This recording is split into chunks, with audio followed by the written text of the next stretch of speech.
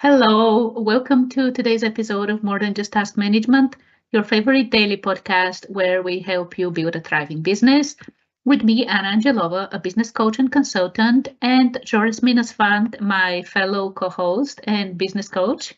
And we are streaming live on the Plandor channel. Again, more towards the afternoon. It's almost 5 p.m. on this Friday afternoon before the long weekend in US. And we're really happy to be able to have this specific conversation today. So let's get going. Hey, Joris. Hi, Anna. Happy Friday, TGIF, TGIM, TGIS. We're happy every day, but it's a Friday, end of day, beautiful day. And today we're talking about signs of a good leader, how to show up beyond the business. And we talked about this whole week, talked about empowerment, how to lead your business, how to lead your team, how to we talked about a lot of things, but once you leave work, how do we show up in our homes, in our community, in our events? So we're gonna talk about a few pointers that makes you the signs are of a good leader when you are actually outside of your work. Yes, because when you think about it, leadership does not stop at work.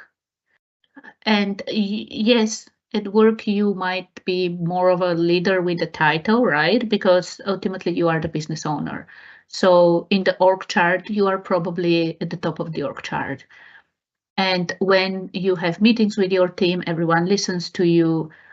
But how you influence people, it actually extends to your home, right? To your family, to your community, and to all the relationships you have, whether it's your friends, whether it's acquaintances, former coworkers, classmates.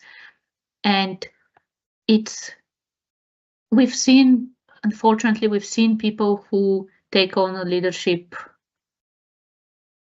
kind of character and position when they are at work, but then after that they forget to be the leaders. And here is the thing, we might have mentioned this, and I love this description from, it comes from IPAC, the coaching school that I went to back in 2019, 2020. And leadership ultimately is how you motivate yourself and others to action. This is it. And with this description and definition of leadership, we're all leaders because we all motivate ourselves in some way or another. And then we also motivate others. And as I was saying, this happens even outside of the boardroom, outside of your office, outside of Zoom or Teams meetings, like we have Teams. So it happens everywhere. And ultimately, the best leaders, the ones that we all even feel their presence, right? They lead even just by presence. They show up no matter what, in every situation. They carry those characteristics. They carry those principles, those values that make them great at work. These same values and principles, they make them great at home, where they're with their friends, when they are in the golf club, wherever, right? So it's really, really important for leadership. Like one of the key things, right, is being authentic, being your true self. Because this is how you lead, by just showing up, just by presence. Because if you are trying to wear a mask, like if you wear a mask and you wear different masks when you are at home, when you're with your friends, when you are at work, it shows up. And it's actually really draining, isn't it? Absolutely, and you nailed it. This is not leadership. This is role playing. When you walk into a boardroom, you get everybody's attention, they all listen to you, and then you leave and you go home and you emotionally shut down, or you go to a soccer practice and you're emotionally shut down. You're not a leader. You're just role played. It's plain and simple. And this is not a eventually this thing will cross and you'll start even shutting down when you don't get your attention at work and in your leadership role at work. You'll start shutting down there. which is not a good sign. If you become a leader, then you have 5, 6, 60 people relying on you, on your leadership, and you cannot let them down. So stop role playing. Be your genuine leader everywhere. The way even you drive, when you drive, I've so noticed this. If I drive aggressively on the road, everyone around me drives aggressively. If I drive like very non-aggressive in a normal way, everybody around me calms down and drives. So you can be leaders everywhere. Again, one thing I want to point out is that being a leader doesn't mean you tell people what to do, right? So don't confuse it with, oh, if I'm leader at home or with my friends, it means that I have certain authority and that I tell them what to do. And when we decide where we go for drinks or something like this, I'm the one who decides. Or no, no, no, no, no. It doesn't mean anything like this. And one of the, I think this is where it would be great to start talking about the characteristics, the signs of a great leader. And the first one, which is the best one, and one that we really forget about, is leading by example. Showing, again, the values, the principles, the behaviors that you want others to, in a way, mimic, right? Showing up as your best self. And some of these things, like one of these, for example, when we're thinking about what are the signs of a good leader and some of these characteristics, leading by example, and again, being your true self.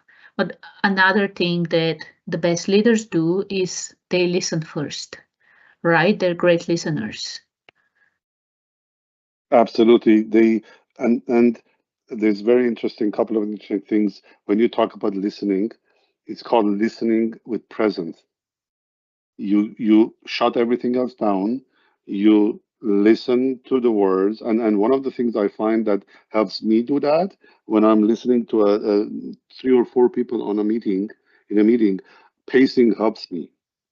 I pace around the room while with my headset on while I'm listening, and I'm absorbing and I'm understanding what is it that they want from me. I'm not here to tell them what to do. These are like some of them are program managers and leaders and technical leaders. Some of them lead a number of people, like 10, 15 people.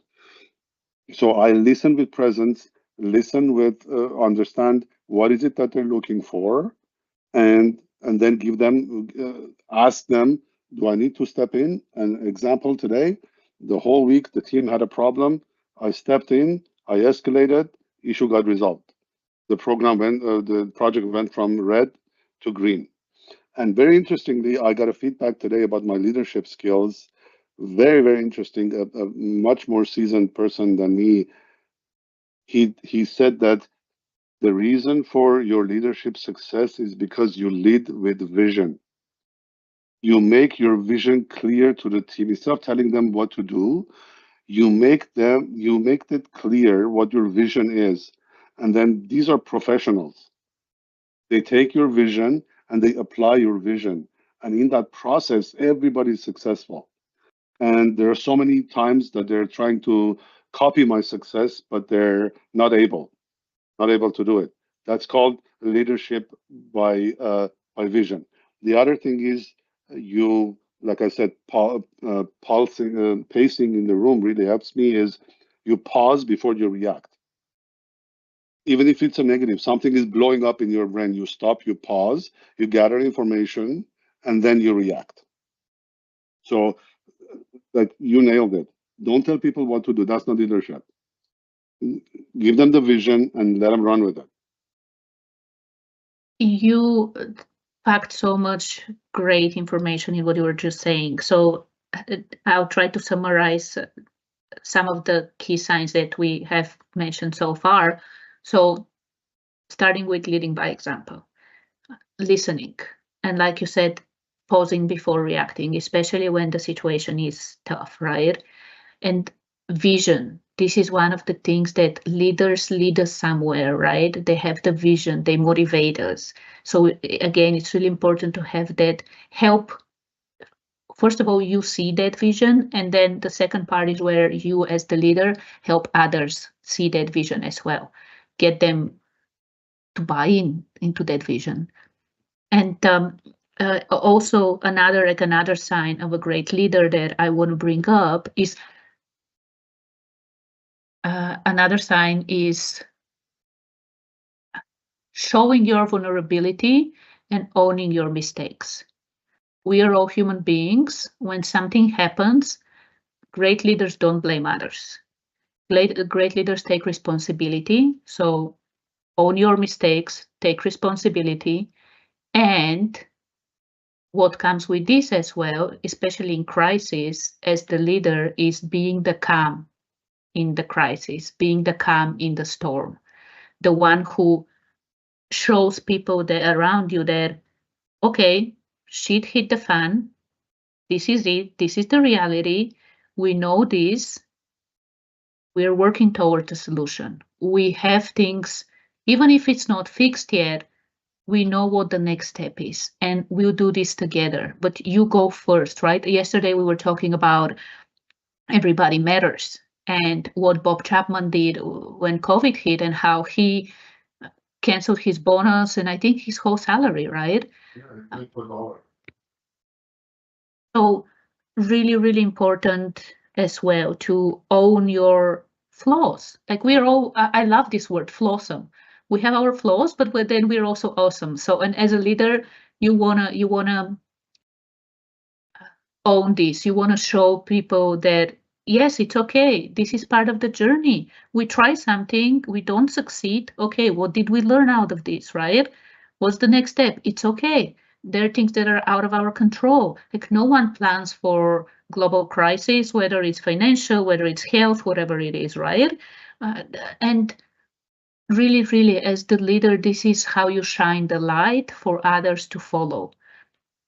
And the last one I wanted to add as part of like listing those signs, it's also that leaders are not afraid, great leaders are not afraid of having tough conversations. They're not afraid to sit down and talk about the elephant in the room or the cat on the table, you know. They're not afraid to talk. Yes, I'm talking about the cat on the table here. Anyway, they're not afraid to have those difficult conversations.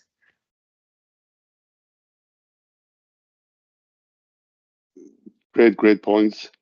Uh, we always hear this. They apply it to the customer, but it also applies to your team. They say, "Oh, treat people the way you want to be treated," and I don't agree with that. Uh, what I agree with is treat people the way they want to be treated. And if you're managing 20 people, you need to know your people. You need to know exactly which one wants to be treated which way, and you treat them that way. And this is here is the well is where the power is. When you are on a call and when you are in a meeting, ask yourself: do people feel more capable, more seen, more respected when they're around you? Or when you walk in, they're like, "Oh, here we go again." Even their facial expression changes. And if that's the type of the leader that you are at work, you'll be the same leader at home. Even sitting at the dinner table, everybody around you, your partner, your children are all stressed out at work, at events, everywhere. You take that the stress, or you be the like you mentioned it, Anna. You be the calm. You walk in, and everybody says, "Everybody, calm down. Joris is here. All problems will solve. Whatever problem we had will be solved." That's the type of person you want to be. That's the type of and when you reach a certain level, you don't really even need to lead. People want to follow you. They really, really want to follow you. They're all, you don't have to tell people to follow your lead. They will automatically because they love it.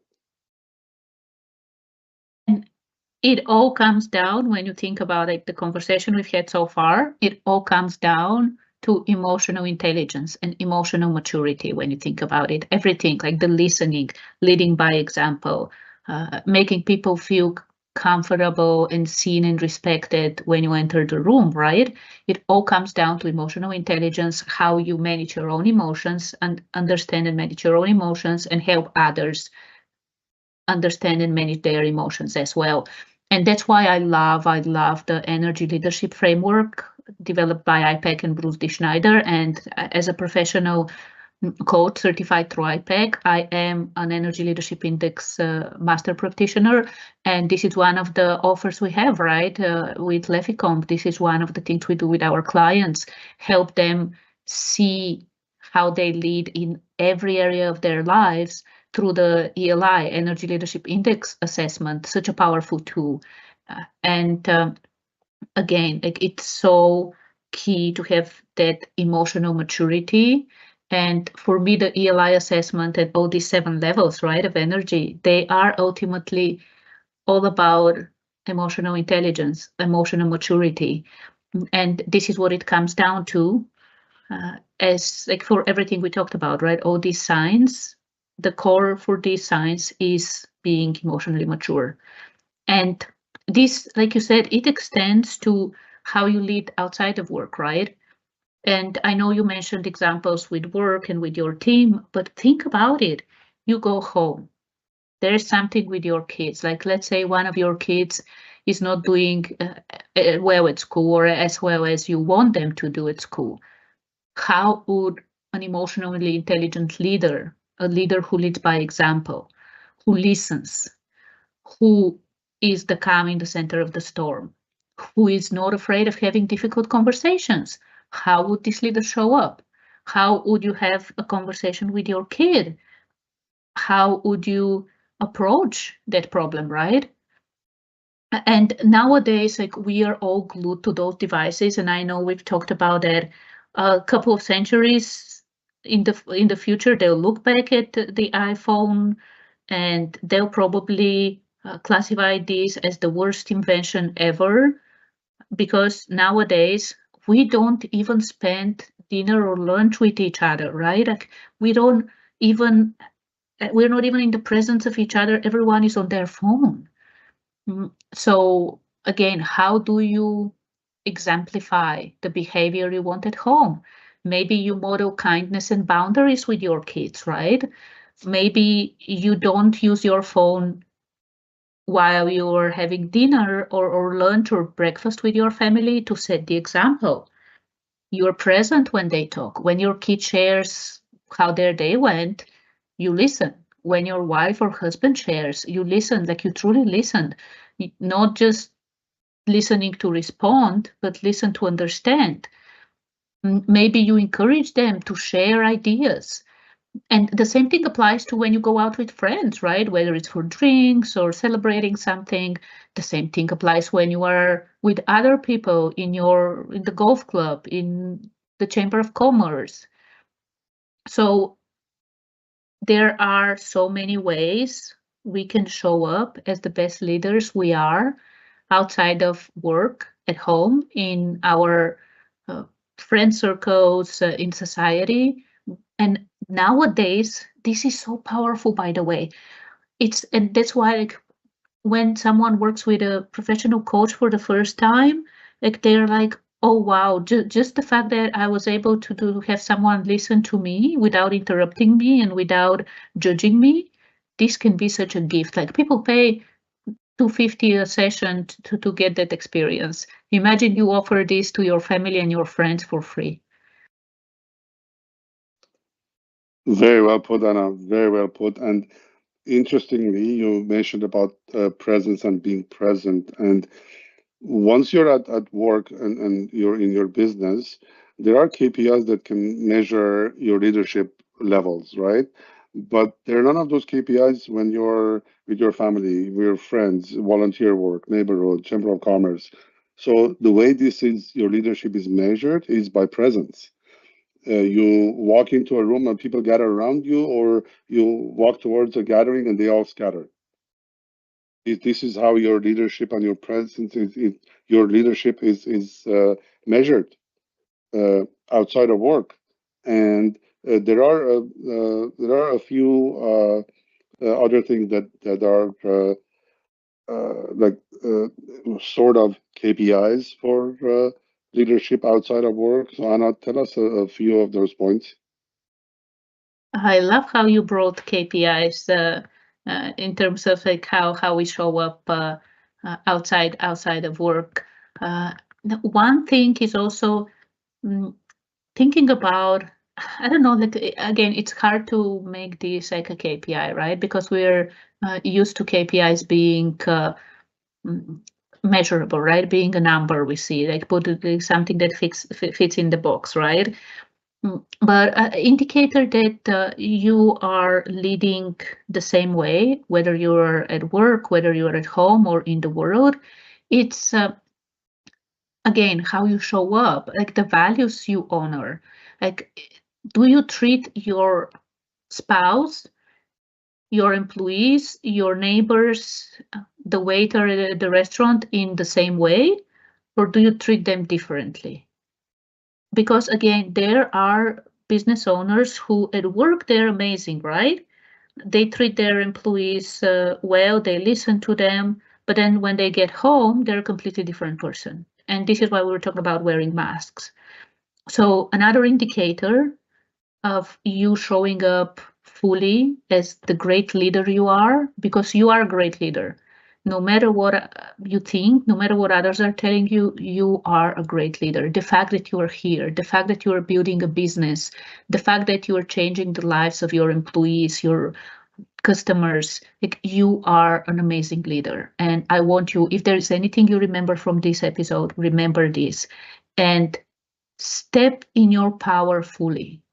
Step in your power. Don't be afraid of being judged. Whatever values you hold, honor them. Honor them when you are with your spouse. Honor them when you are with your friends. Honor them when you are with your neighbors, with your team. And the people who don't resonate with these values and the people who don't appreciate these values, maybe they're not supposed to be in your life. And that's perfectly okay.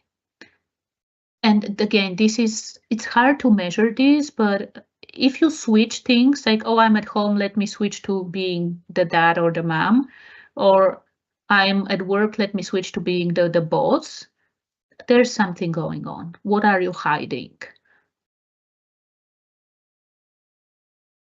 Very well put, Anna. And it's all about the authenticity. Like you don't need to switch. If you are kind, if you are present at work in your meetings and you listen and answer with clarity and presence, you'll do the same thing at the dinner table. You will not check your phone. You listen to your kids. You'll get them to engage. You'll ask them to get off their phones and engage. And you will, if you are kind at work, you'll be kind at home. Be kind anywhere. If you are not, if you are kind at home, but you go to work and become a different person, that's not genuine, and authenticity is key. Authenticity is it actually inadvertently brings alignment. It means alignment. It brings alignment with everyone, because once you are authentic, everybody feels okay to be authentic around you. Your children, your neighbors, your the golf buddies, whoever they are. And this is very important. You authentically speak or authentically trust them, they trust you back. So authenticity is very important. You have to be the same person everywhere. You cannot be two different people.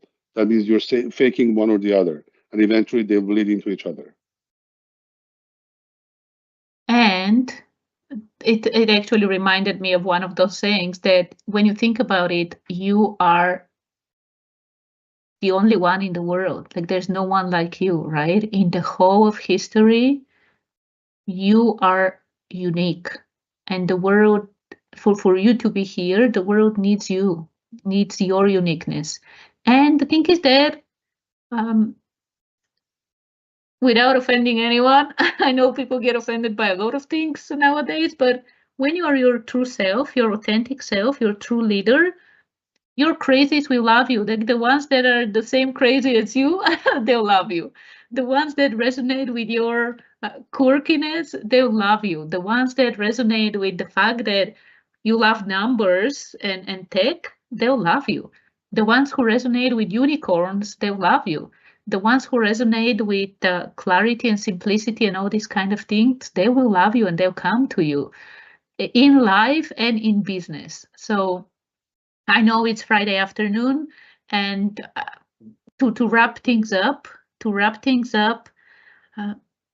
being a great leader really comes down to the emotional intelligence. So you can show up authentically as your true self, be the example, listen, be the calm in the center of the storm, set boundaries, show the world what's possible, paint that vision, get in my face, hello, say hello.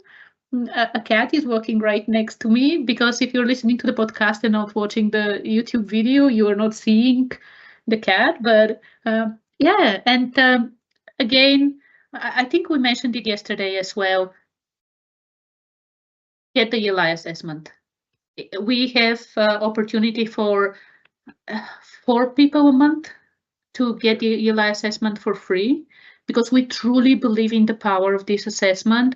So if you haven't applied for it yet, go and grab it, and we'll be in touch with you for next steps. And it will really transform how you lead both at work and at home, and it will show you what's possible. And this is one of the best gifts you can give yourself, for the fact that it's May and spring is here and summer is on the horizon, hopefully. So I'm saying it again, the link will be in the show notes.